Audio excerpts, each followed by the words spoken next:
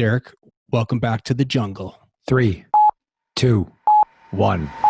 This is The Jungle, an up-close, unvarnished look inside leadership and business strategy. We wade into the real-world leaders' face and explore what they do to create a path forward, because that's what business is. Wild, exciting. It's the jungle. All right, 3, 2, 1. Derek, welcome back to the jungle. I'm in northern Michigan in a coffee shop. The jungle continues. Yeah, we a little bit of emergency episode here for a good purpose, but I see that you're in a old school coffee shop. I like it. Looks good. They got good tea or coffee there, Doug? They have some good coffee, some good tea. In your northern Michigan, you're away from the news, but man, a lot of news in college sports these days in the last couple of days. Holy cow. Wow. We both work for Western Michigan University institution. We have a D1 athletic program, and holy cow, it's back and forth. Yesterday was an exciting day just to watch the news come out and the coaches come out and the players come out and, where they feel about playing, not playing. And you've watched some of the players opt out. It's amazing. It's just, the place that some of these decision makers are put in right now has got to be one of the toughest decisions they'll ever have to make.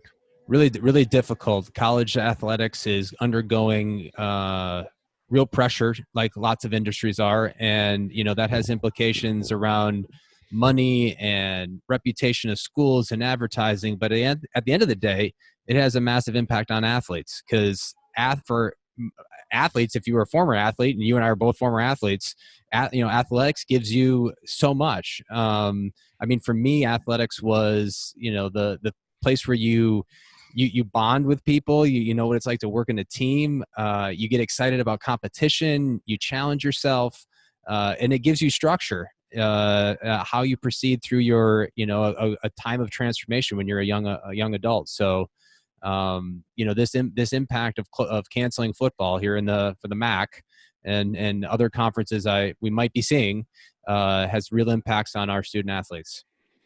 Yeah, so canceling fall sports. So all sports. Football is the big one that everyone's talking about because it's the big fall sport. But yeah, as a former athlete, was on a scholarship for hockey. It meant everything to me at that time. When I was a young kid, it gave me so much. It taught me so much. I had wonderful coaches through my career that were like mentors to me. They always cared about who you were as a person, but also, taught you life skills. So whether you believe in the sports is good, sports is bad, college sports, you got to feel for the athletes today a little bit. They put so much time and effort into this, and it gives them the structure. And to have their season pulled away, it's going to be tough. It's not the end of the world. Our guest, which you can mention, you said, athletes learn to deal with bad calls, plays that go the wrong way, getting injured, coming back, resiliency. Sports teaches you a lot of that, those leadership and personality characteristics. So, but this is a tough one. It's a tough one. It's a tough one. So we get a lot of those great student athletes too coming through our program, our new leadership and business strategy program, LBS for short, for all those in the know. But we get a lot of great athletes from football to basketball, soccer, softball. So I know that we'll at least be excited to see them this fall. We are going to do a little something different. We're just going to let this one roll because this is a very impromptu, quickly done episode today. So we had the great pleasure of speaking with Kathy Beauregard, athletic director here at Western Michigan University. And we hope everyone enjoys the behind the scenes on the lead up to the cancellation of football, what this means for fall sports, and what the future looks like. So enjoy. The Jungle is produced by the Center for Principal Leadership and Business Strategy in Western Michigan University's Hayworth College of Business. Our center supports the Leadership and Business Strategy major, conducts large-scale consulting projects, and trains professionals in acquiring and operating small businesses. To learn more, visit wmich.edu/leadership center. All right, 3, 2, 1. Kathy Beauregard, welcome back to the jungle. This is your second visit now to the jungle. For all those listeners out there, we had Kathy on the podcast about 2 weeks ago, recorded a great episode. We spent a solid 45 minutes talking about college athletics and what's going on with Bronco Nation. And then we get the news here on Saturday around the cancellation of college football for the MAC and for Western Michigan University. And we thought we had to have you back on the episode. So we really appreciate you joining us. I'm more than excited to be in the jungle with you two gentlemen this morning, and know that we will have a lot to talk about. A lot to talk about today. So for all the listeners out there, I'm beaming in from northern Michigan in a great coffee shop. I think it's called Cabin Creek up here in Alpena, Michigan. So if you get a little background noise, it's I'm out there recording the podcast. Kathy, do you have a beverage with you? I do. I have an iced tea this morning. That's my morning get up and go. Cheers. Cheers. Cheers. Cheers. So, am I supposed to be on the video?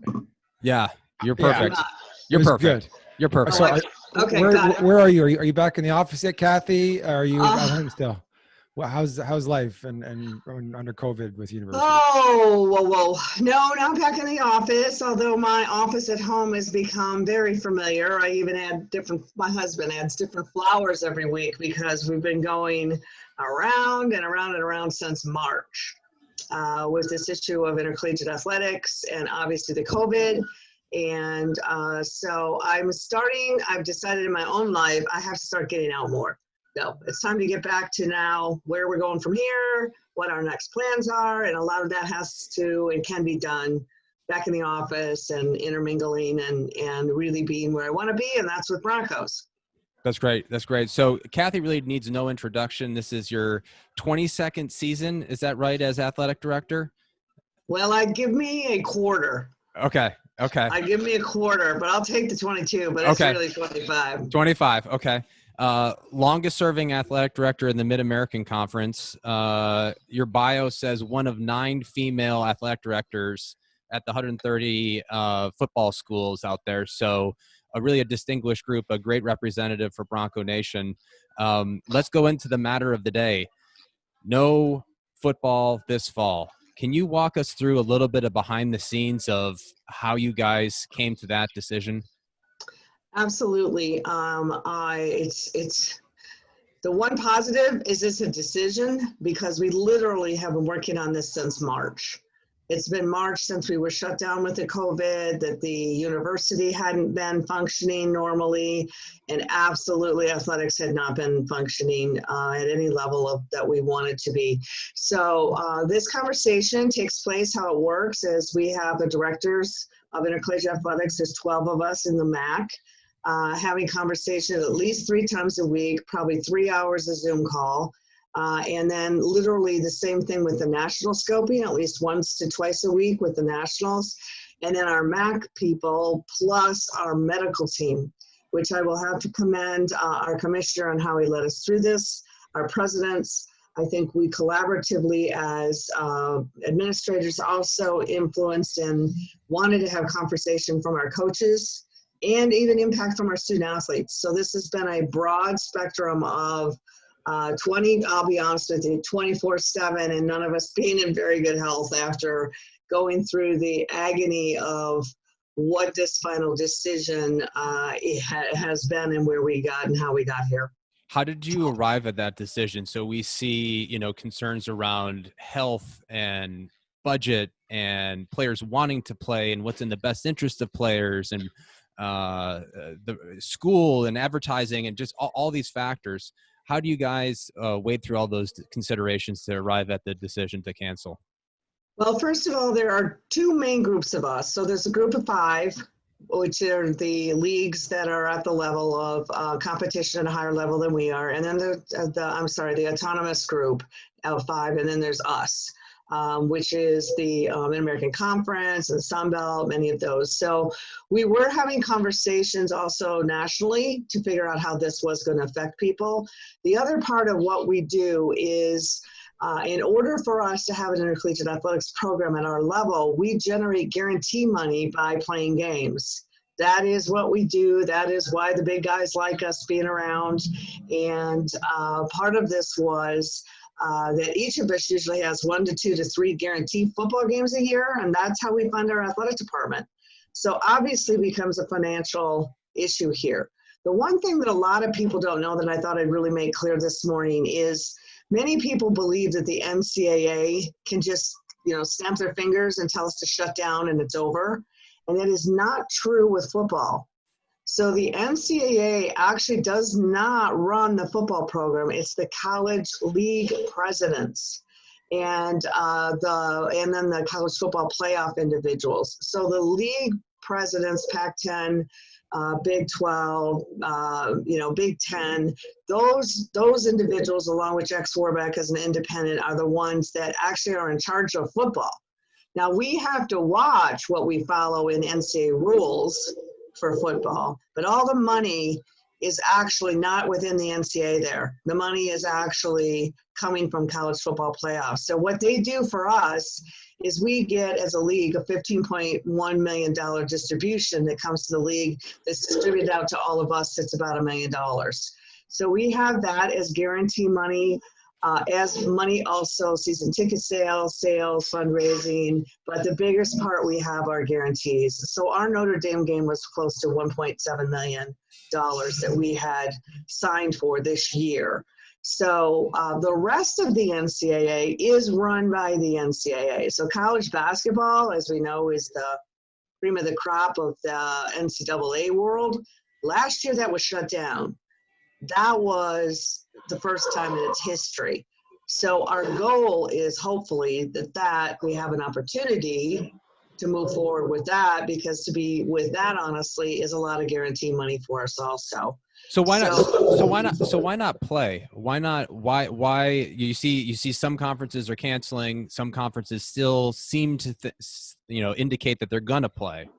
Why not play? Why cancel? Well, that is exactly where we were, because we were trying to figure out all of the ins and outs of that and the financial ramifications of it, because they're big. And what really ended up happening is we are also a league, as all of them around the country are, just in different ways, run by the presidents of the university. So it's my job and our job to analyze, detail, get it, financial, pros, cons, where we'll be, and make a recommendation to our institution as to where we should be. So at the beginning of this, most teams lost Big Ten schools. So that was all of a sudden, ooh, no money. And no guarantee games. Try to rework them, waiting. Ours was a little unique because we were a Notre Dame game guarantee, not a Big Ten guarantee. We had Syracuse, and we also had Cincinnati on the schedule for that. So when we didn't know how that was going to impact other leagues, we really still didn't know what was going to happen with our revenue until last Thursday, when we did get a call from Jack Swarbeck at Notre Dame, who said that Syracuse, which they were playing with for football, had decided, and he had decided it was going to be Western Michigan. So I have to tell you, and I feel horrendously guilty about this, but once you know you're potentially then going to get your money as long as you play, you kind of look at it a little differently, because it is how we fund our entire athletic department. However, on that other side, what's right morally, ethically, health, welfare, we had a tremendous medical team made up of all conference medical advisors, medical professionals, trainers, major doctors, who we were also meeting with once a week. And so then you sit there and you've got now we've got our money back, and now we've got our doctors who are telling us that the chances of us playing safely and healthy and not running into mass pandemic issues, the MAC made the decision, and it wasn't easy, I'll tell you that. There was a lot of it. Took a week or so for the presidents to have the final conversations as to when the announcement came out. Because did we need to go first? Did we have to go first? We went first in the Power Five, or in the Group of Five. But the answer to that is, can we keep them safe? And our true answer was, with all the experts and the medical experts telling us, when you go to school, you can socially distance. So we can open school, we can do that. You can play a few sports and still, distance yourself, whether it were golf or cross country. But when it comes down to those sports as football and the others, even though we were doing tremendous job. We were at practice. We had less than 5 positives. Our medical team was the best you could possibly get. The real answer to this is, where are we going to be still in September? And can we start a season without stopping the season? And how can we truly ensure their safety and well-being? And we went with that. So can you talk from, there's a little bit of social media buzz the last couple of days about some players wanting to play and forming a group.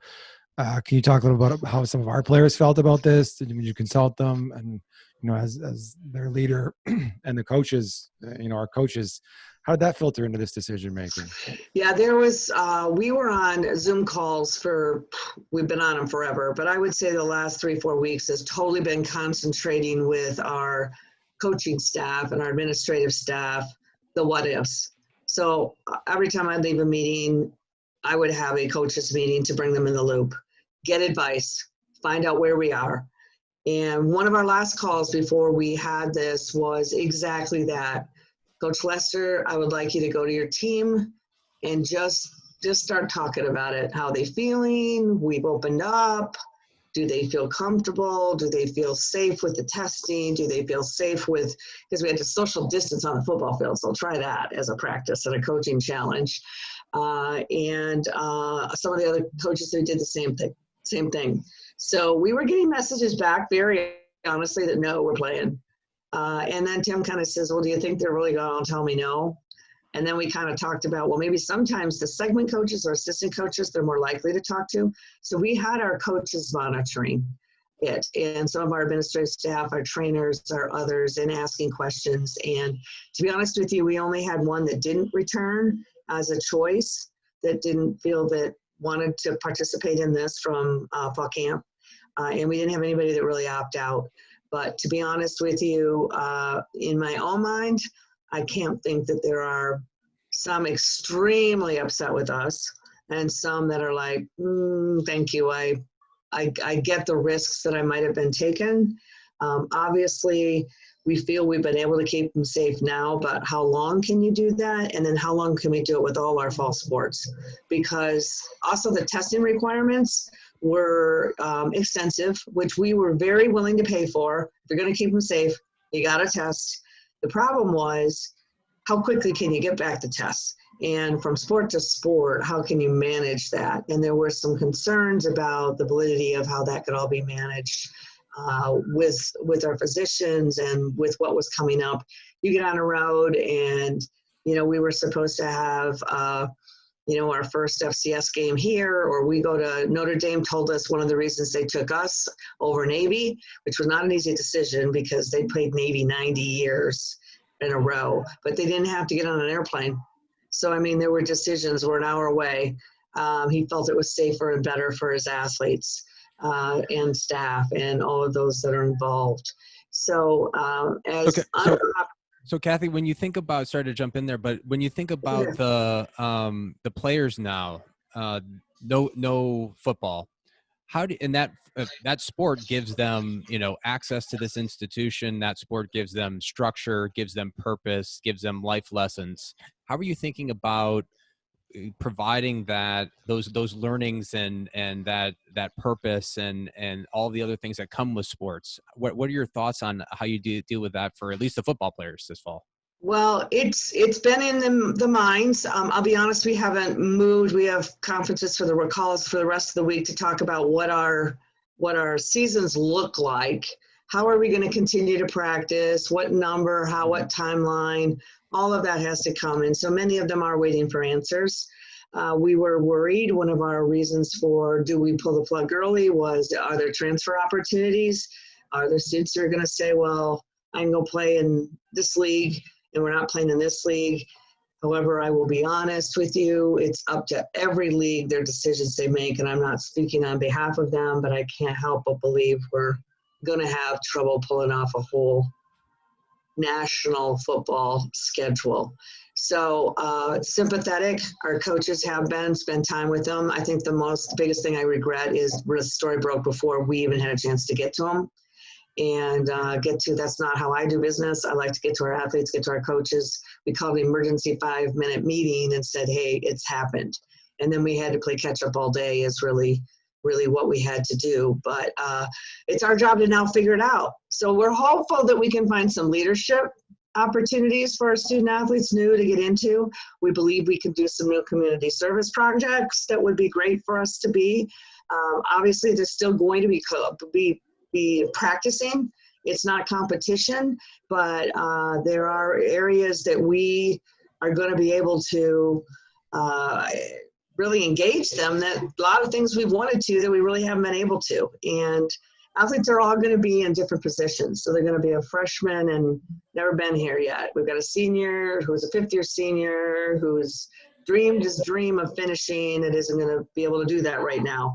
But what we're really looking at is hopefully a postponement till fall, looking at that as an option. So what we really need to do is get down to the work to let them totally be able to see what that's going to look like, and honestly how we are financially going to, be moving forward. Yeah. So some clarification there. Is this, you said postponement, people are talking about spring football. There's all kind of rumors flying around everywhere. For the MAC and for Western, is this the year is canceled, or if spring football comes around and it's safer at that time, we've figured some things out, are we participating? Is it all sports, or are we going to let some sports like golf play? It is all fall sports that have a championship in the fall. So what you would have is, let's just say, decisions still have to come, just picking on them, hockey and basketball, because they don't have championships at the end of the fall. So we're starting with those, hopefully, being able to take our football, take our soccers, take our others, and come up with seasons in the spring that will be possible for them to, and keep them going. Now, it may not be that utilizes a year of eligibility, because the eligibility issues all have to be addressed through the NCAA until we know what's happening. However, I know the NCAA is going to go in favor of the student athlete welfare piece of the pie. So really, we are calling the fall right now, postponement, hopefully that we're able to pull something off in the spring. Now, that's not going to be playing Notre Dame, because if they're doing it, they're going to stick in their league. And there's not enough time in the spring to get the games in before the next season of fall really start.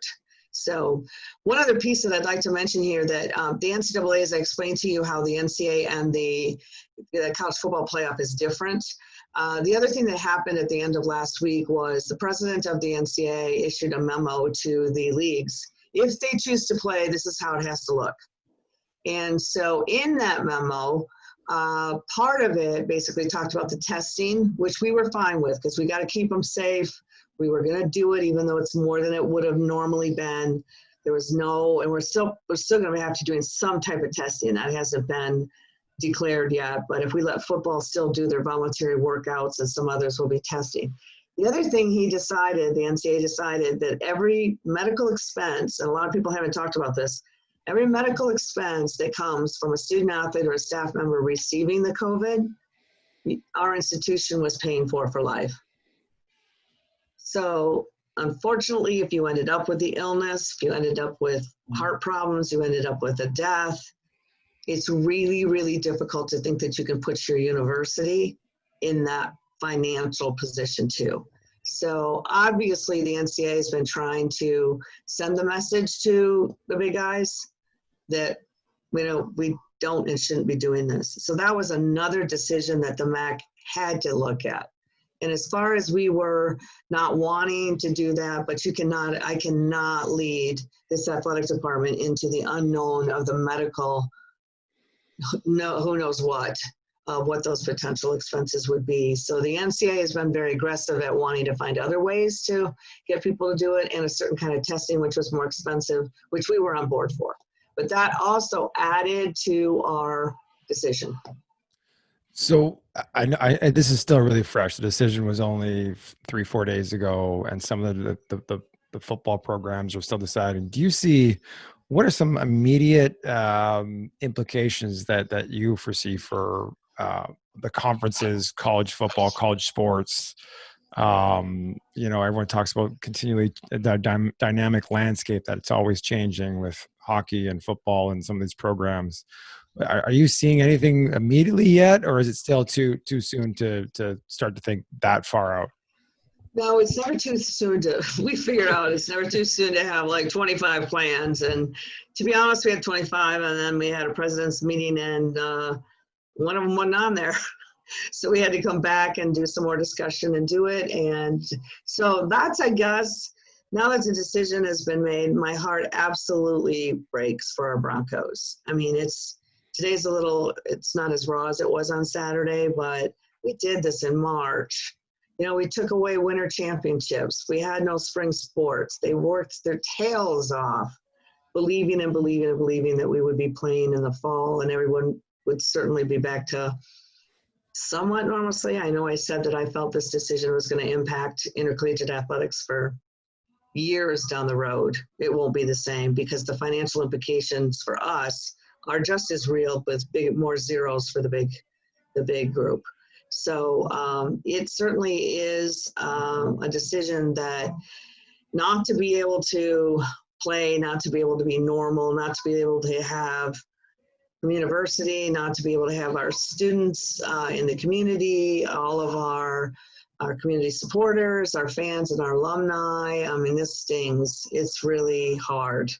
And it's going to be a lot of questions on what we're doing and what we're not doing and how we're going to move forward. But I can tell you one thing, student athletes and coaches and former coaches are resilient, and we're used to break your leg, lose a game, clock went out, bad call, you know what, and we still show up there the next day that it has to be done. So I am excited to be able to finally, within a few weeks, be able to see the majority of our student athletes back on campus as we do open up campus, which is a different case than the sporting was. I mean, obviously you can social distance in a classroom versus on a football field. But this has been extra hard because we haven't been able to work with them and see them. And I would normally be face-to-face with them, face-to-face with our coaches. So immediately we had the coaches meeting. I then sent a massive email out to all of our athletes as to how this happened and what had happened, and that we'll be in touch with doing the best we can do to make sure that they have the experience of still moving forward just without competition. Well, we're going to be mindful of your time because I'm sure you've got a full schedule here, Kathy, of more meetings and more things to deal with. I know that our program here, the Leadership and Business Strategy program, we've had some early conversations, let's put it, with folks around around athletics, that we might have some opportunities to partner and do something great for student athletes. How about we round out here with some rapid fire questions to round out the morning? Are you ready? I'm ready, but I also want to tell you thank you, because we couldn't be in better hands, and appreciate the opportunity to work with you. Absolutely. All right, I didn't pass these all the last time. So well, they're new ones. They're new ones. Okay, that's good. That's good. Okay, here we go. Favorite leader. Favorite leader. I still say Condoleezza Rice. Okay. Courage or compassion. I'd say courage. Speed or accuracy. I do accurate speed. Okay. Great ideas or great execution. I really think the ideas are there, and then you have to figure out how to execute. Okay. A word to describe your leadership style.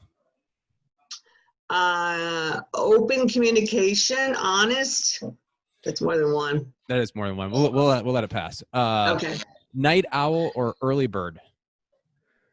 More of a night owl lately. Okay. Offense or defense? Ooh, that's a big one, isn't it? I like to be on the offense. We know that you are a former gymnastic coach. So vault or bars? Oh, definitely vault. And one more to round out here before we get to our favorite question. Brown or gold? Oh, I'm Golder. Okay. And if you had an animal, Kathy, that represented your leadership, you already have, you should have already thought about this one, but if you had an animal to represent your leadership, what's your animal? Well, I should have already thought about it, but I think it's a smart, I think I talked about my son and daughter's-in-law's dog. It's a smart Australian Shepherd. And I'm telling you, it's a leader. It's out in front. It's goes and then figures out what it's really done. There you go. There you go. Love it. Well, Kathy Beauregard, we totally appreciate you joining us, sharing us the news around football, all the stuff going on with athletics. We appreciate you taking the time today. Thank you very much. Thanks for what you do for the Broncos. Go Broncos. Thank you, Kathy. Go Broncos.